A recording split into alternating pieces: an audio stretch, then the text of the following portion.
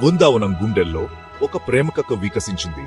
యుగాల నాటి ప్రేమక, కాలాన్ని దేశాన్ని అధిగమించిన ప్రేమక. ఇది రాధాకృష్ణులక. వారిది భక్తి, ఆరాటం, దవత సారాన్ని తెలిపే ప్రేమ. శతాబ్దాలుగా హృదయాలను ఆకర్షించిన ప్రేమ. ఇది ఆత్మలను ప్రేరేపిస్తూనే, ఉత్తేజపరుస్తూనే ఉంది. రాధాకృష్ణుల ప్రేమ కేవలం ప్రేమకథ మాత్రమే కాదు, ఈ దైవంతో కాక్యం కావాలనే ఆత్మ ఆరాటానికి ఒక లోతైన ప్రతీక. ఇది సువచ్కమోన ప్రేమ, ఒక ఆధ్యాత్మిక అనుభవం అని గుర్తు చేస్తుంది. ఇది మూలానికి తిరిగి వెళ్లే స్వీయయాత్ర.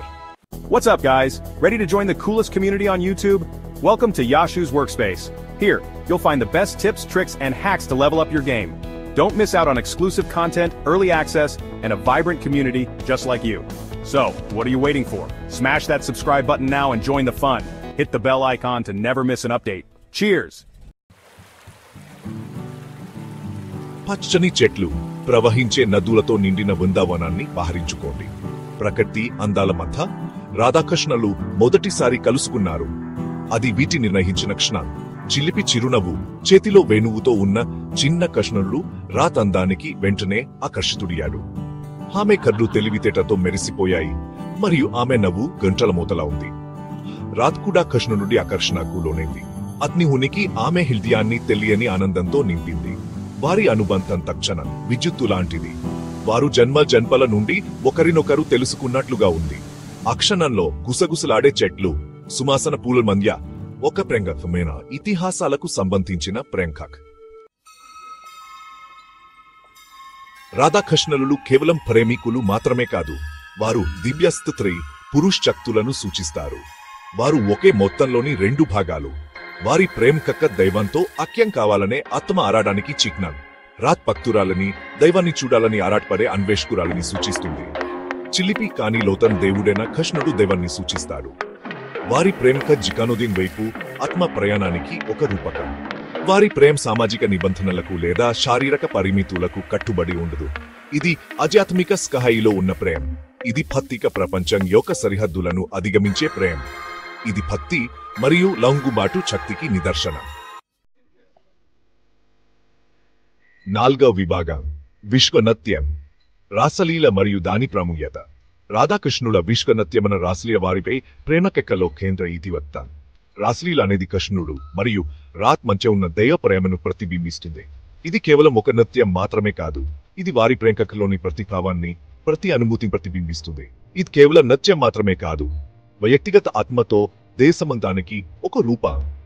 రాసలీలలో ప్రతి కదలిక, ప్రతి హావభావం, ప్రతి సంగీతం మనసుకు హత్తుకునేలా ఉంటుంది. ఇది మన ఆత్మను దైవంతో కలిపే ఒక మాధుర్యమైన అనుభవం.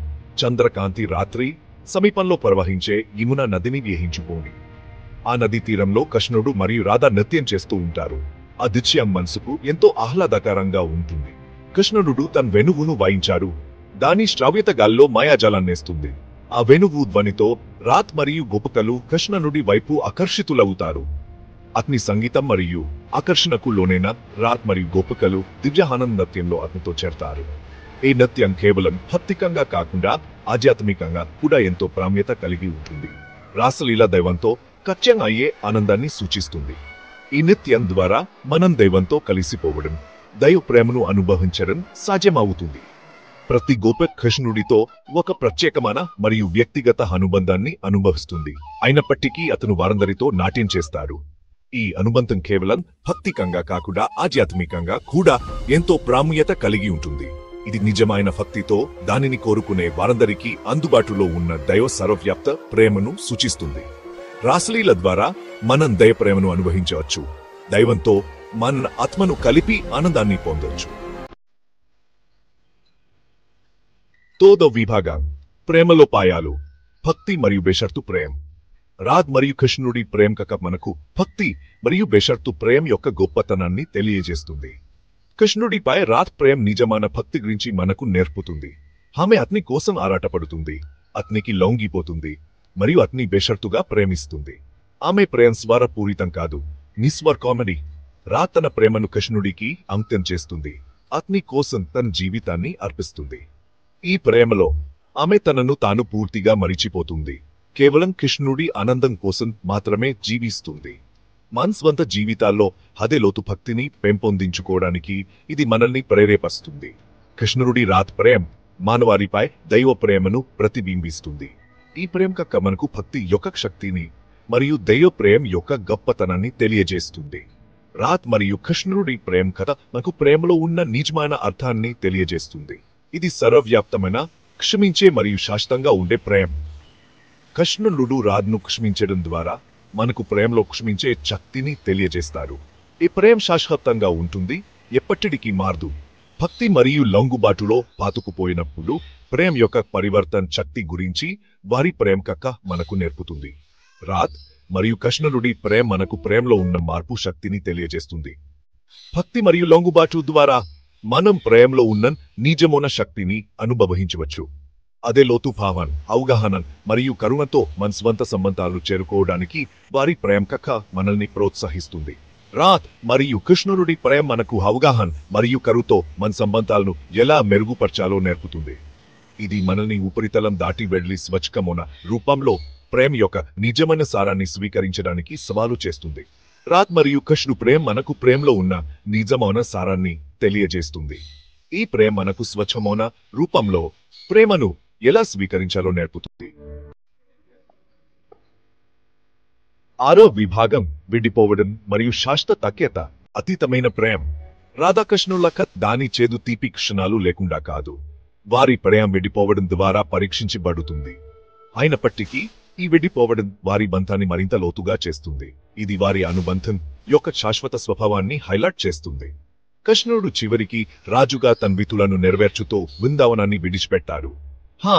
విరిగిన హృదయంతో ఉన్నప్పటికీ అతని దౌ ప్రయోజనం యొక్క స్వభావాన్ని అర్థం చేసుకుంటుంది. అతనిపై ఆమె ప్రేమ తగ్గదు. నిజమైన ప్రేమ భక్తిక ఉనికిని అధిగమిస్తుందని వారి విడిపోవడం మనకు నేర్పుతుంది. ఇది హృదయంలో మరియు ఆత్మలో ఉంటుంది. దూరం మరియు కాలం ఎదురైనా కూడా నిలిచి ఉండే ప్రేమ.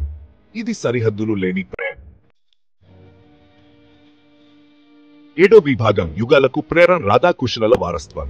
రాధాకృష్ణుల ప్రేమక యుగాల నాటి నుండి ప్రతిధ్వనిస్తూనే ఉంది. వారి ప్రేమక అనేక తరాలుగా, అనేక యుగాలుగా, అనేక సంస్కృతులలో ప్రతిధ్వనిస్తుంది. ఇది కేవలం ఒక ప్రేమక కాదు, ఇది భక్తి, ఆధ్యాత్మికత మరియు దైవంతో కకేతకు సంబంధించిన ఒక శాశ్వతమైన కథ. ఇది లెక్కలేని పాటలు, నృత్యాలు మరియు కరాత్మక వ్యక్తీకరణలలో పునరావృతమయ్యే మరియు జరుపుకునే కథ. రాధాకృష్ణుల ప్రేమ కథ అనేక కళారూపాలలో ప్రతిబింబిస్తుంది. ప్రతి కళారూపం వారి ప్రేమను ఒక కొత్త కోణంలో చూపిస్తుంది. వారి ప్రేమ కథ భక్తి, లొంగుబాటు మరియు దైవంతో పక్యం కావాలనే శాశ్వతమైన ఆరాటం యొక్క శక్తికి కాలాతీతమైన జ్ఞాపకం. ఇది భక్తుల హృదయాలలో ఒక ప్రత్యేక స్థానం కలిగి ఉంది. వారి ఆధ్యాత్మిక ప్రయాణంలో ఒక మార్గదర్శకంగా నిలుస్తుంది. భారతదేశం అంతా మరియు ఆవల్ రాధాకృష్ణులకు దేవాలయాలు అంకితం చేయబడ్డాయి. ఈ దేవాలయాలు కేవలం ప్రార్థనా స్థలాలు మాత్రమే కాదు, భక్తుల ఆధ్యాత్మికతను పెంపొందించే కేంద్రాలు కూడా. భక్తులు వారి దివ్య ప్రేమకథలో ఓదార్పుని పొందుతారు. రాధాకృష్ణుల ప్రేమక భక్తుల హృదయాల్లో ఒక శాశ్వతమైన స్థానం కలిగి ఉంది. వారి ఆధ్యాత్మిక ప్రయాణంలో ఒక మార్గదర్శకంగా నిలుస్తుంది. దైవంతో వారి స్వంత అనుబంధాన్ని లోతుగా చేయడానికి వారు ప్రేరణ కోరుకుంటారు.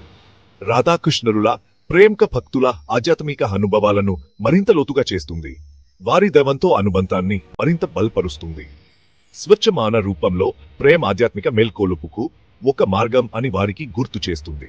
రాధాకృష్ణుల ప్రేమక భక్తుల హృదయాల్లో ఒక శాశ్వతమైన జకపక వారి ఆధ్యాత్మిక ప్రయాణంలో ఒక మార్గదర్శకంగా నిలుస్తుంది.